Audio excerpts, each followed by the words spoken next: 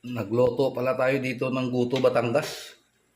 Ayan o, medyo low budget tayo. Kaya balat na lang, atay at saka puso ng baka. Sarap ng bango. Siyempre, hindi mawala ito si tanlad at saka atswiti. Ang pinakapaasim papati natin dito,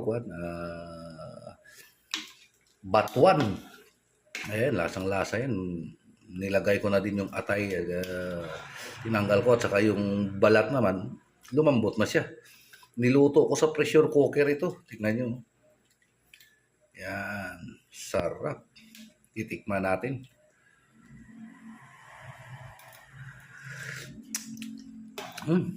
Kuhang-kuha ang lasa ng batuan. Ang asim niya. At saka siyempre, ang kuha ng baka. 30 minutes lang, goods na to.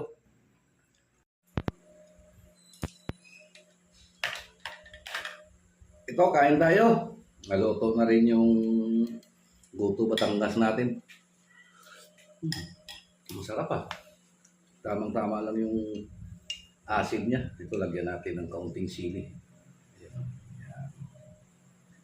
Para lalong uminit. Mainit ang panahon ngayon.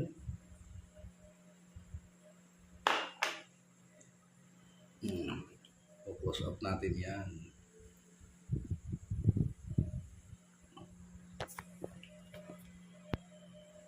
Kain na tayo.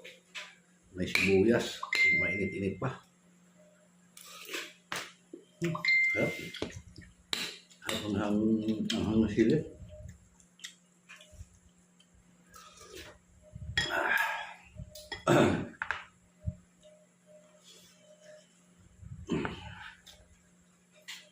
Ang lasa niya, halos din sa Guto, Batangas. Kaso nga lang, wala tayo budget, kaya walang laman ito, at saka mga bito-bito ka pa. At saka bayag ng baka, pero lambot na ng kwan. Ang balat, ito naman puso. Ito naman atay. Yan ang nabili natin eh. Ito sa sabaw. Suwabe. Tamang-tama ang lasa. Pati yung asim ng bakwan. Nawala yung medyo anggo ng kaunti. Dahil lagyan natin ng lemongrass. Kaya yung lasa, yung amoy ng